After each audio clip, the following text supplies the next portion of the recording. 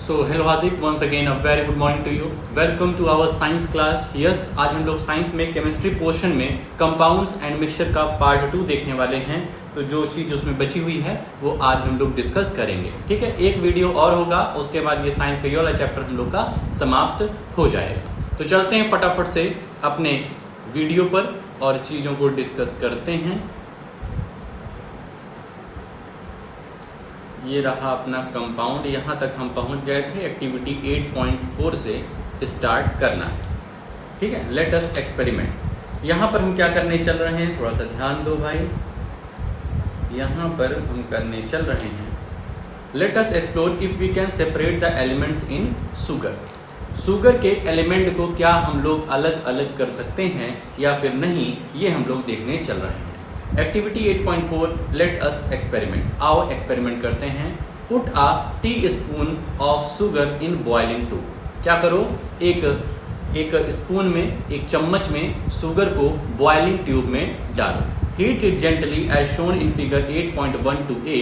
What do you observe. जैसा कि 8.12a में शो हो रहा है, इस तरीके से हमें बॉइलिंग ट्यूब में टेस्ट ट्यूब बॉइलिंग ट्यूब है, इसको हम लोग को जेंटली इस स्प्रिट लैंप से क्या करना है, बॉयल करवाना है, गर्म करना है। As you heat the sugar it turns brown, later it begins to char, it turns blackish. कह रहे हैं शुगर पहले जो ब्राउन शुगर जो है वो ब्राउन कलर में कन्वर्ट होती है, उसके बाद वो ब्लैक चार बना देती है, ब्लैकिश कलर की हो जाती है। You will find small droplets of water inside the boiling tube near its open end। तुम क्या देखोगे, जो बॉइलिंग ट्यूब है इसका जो यहाँ ओपन एंड है, जो यहाँ पर ओपन एंड है, यहाँ पर तुम्हें कुछ क्या दिखाई देगी, ड्रॉप्स ऑफ वाटर दिखाई देंगे। Where did this water come from? Was it in the dry sugar or did it come by the condensation of water vapor in the air? अब भाई साहब ये जो बॉइलिंग ट्यूब है, बॉइलिंग ट्यूब में जो ओपन एंड है हमारा बॉइलिंग ट्यूब का, वहाँ पर वाटर कैसे आया? क्या ये वाटर शुगर से आया है या फिर ये वाटर वेपर कंडेंस होकर के वाटर ड्रॉपलेट्स बनाया है? ये क्वेश्चन उठता है। Since we are heating the tube, the water must have come from the dry sugar and not from the air। जैसा कि हम लोग बॉइलिंग ट्यूब को बर्न कर रहे हैं, बॉइलिंग ट्यूब को हीट कर रहे हैं, तो भाई साहब ये जो वाटर ड्रॉपलेट्स आई है ये कहीं ना कहीं शुगर से ही आई है, बाहर के एनवायरनमेंट से नहीं आई है। Can you predict what is left behind. अब तुम क्या प्रेडिक्ट कर सकते हो कि क्या बचा हुआ है, क्या जो हम लोग शुगर को बर्न किए हैं, शुगर को हीट किए हैं, उसमें क्या बचा है। Charcoal is left behind in the boiling tube, you can scoop it out in a watch glass and explore if it burns like coal. तो भाई साहब क्या होगा कि जब तुम शुगर को बर्न करोगे तो तुम्हें क्या होगा, वाटर ड्रॉपलेट्स बॉइलिंग ट्यूब के ओपन एंड पर नज़र में आएंगी और जो बचेगा वो एक कार्बन बचेगा, चारकोल जिसको कहते हैं, कोयला जिसको कहते हैं। यदि उसको तुम बर्न करोगे तो कोयले की तरीके से बर्न होगा। Sugar decomposes on heating and gives carbon and water. Sugar को जब हीट किया जाता है, शुगर के जो होते हैं, शुगर के छोटे छोटे कण होते हैं, चीनी होती है, उसको जब हम हीट करते हैं तो कार्बन और वाटर में हीट होकर के कन्वर्ट हो जाती है। As you know water consist of hydrogen and oxygen. जैसा कि हम जानते हैं कि वाटर में हाइड्रोजन और ऑक्सीजन होता है, hence sugar cane not be an element. इसलिए शुगर एक एलिमेंट नहीं हो सकता है। जैसा कि हम तुम्हें बताए थे, एलिमेंट वो होता है जिसमें मिक्सचर नहीं होता है, एलिमेंट में सिर्फ और सिर्फ एक ही चीज होता है। लेकिन शुगर में क्या हुआ, शुगर में हमें वाटर मिला और कार्बन मिला, चारकोल मिला, इस वजह से शुगर एक एलिमेंट नहीं है। It may be stated that sugar is a chemical compound consisting of the elements carbon, hydrogen and oxygen। हम कह सकते हैं कि हमारा ये जो शुगर है ये एलिमेंट नहीं, कंपाउंड है, क्योंकि इसमें क्या क्या है, शुगर है, वाटर है, और वाटर को यदि हम डिस्ट्रीब्यूट करें तो हाइड्रोजन और ऑक्सीजन है। ठीक है, तो कार्बन, हाइड्रोजन और ऑक्सीजन हमारे शुगर में होते हैं। ठीक है, और इन एलिमेंट्स को कार्बन, हाइड्रोजन, ऑक्सीजन को मिला करके एक कंपाउंड बनता है जिसको हम कहते हैं प्यार से शुगर, मीठी मीठी sugar. Let us experiment demonstration activity.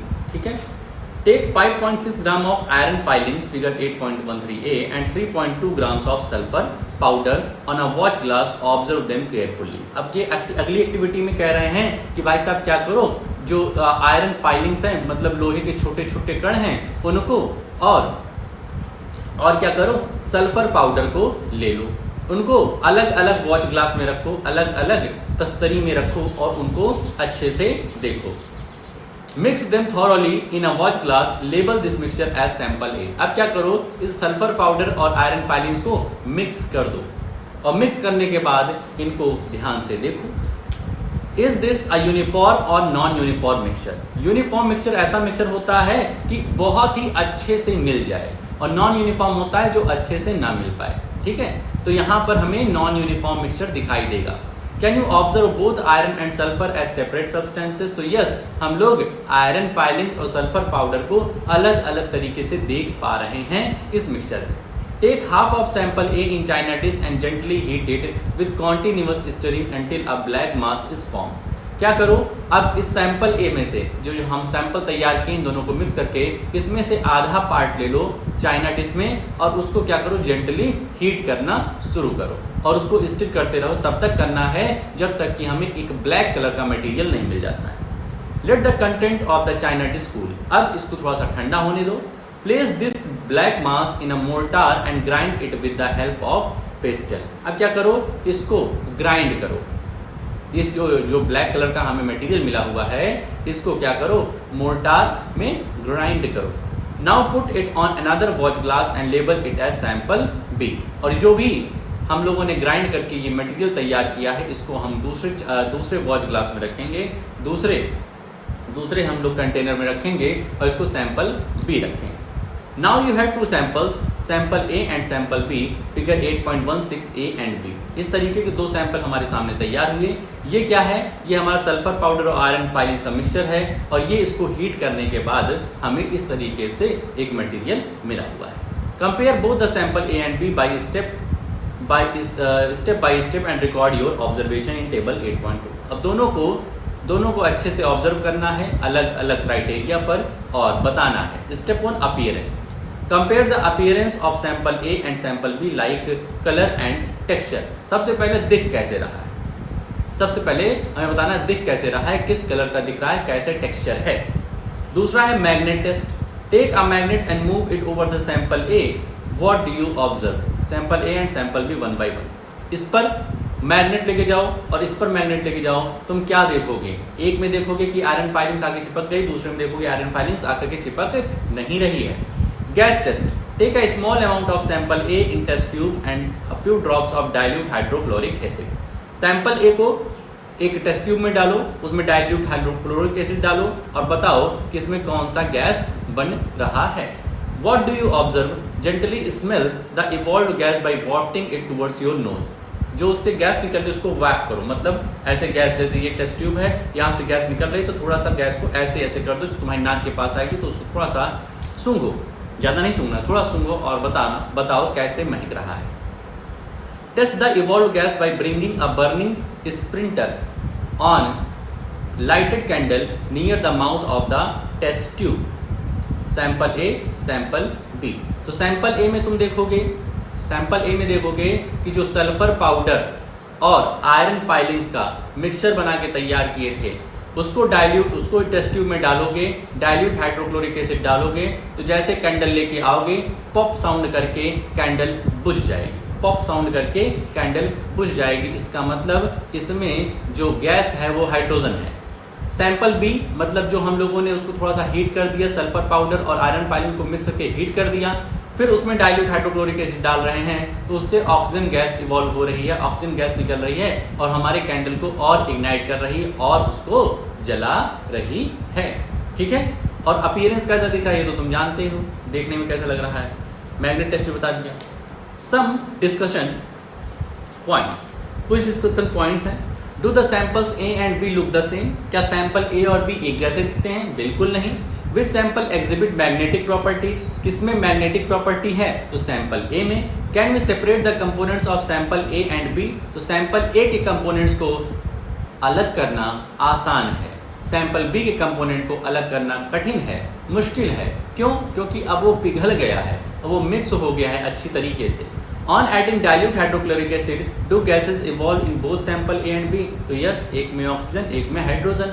In both the cases do the gases smell the same और डिफरेंट? तो दोनों में अलग अलग स्मेल आएगी। Also categorise the substance used in this activity into mixture, compounds and element. ठीक है, तो हमें बताना है कौन सा एलिमेंट है, कौन सा मिक्सचर है, कौन सा कंपाउंड है। सैंपल ए, अब देखो सैंपल ए की जो भी चीजें हम लोगों ने देखा है यहाँ पर डिस्कस कर दी है। We can say that sample A is a mixture of the two elements iron and sulphur. हम ये कह सकते हैं जो सैंपल ए हमने तैयार किया था उसमें दो एलिमेंट का मिक्सचर है, एक एलिमेंट आयरन है, दूसरा हमारा सल्फर है।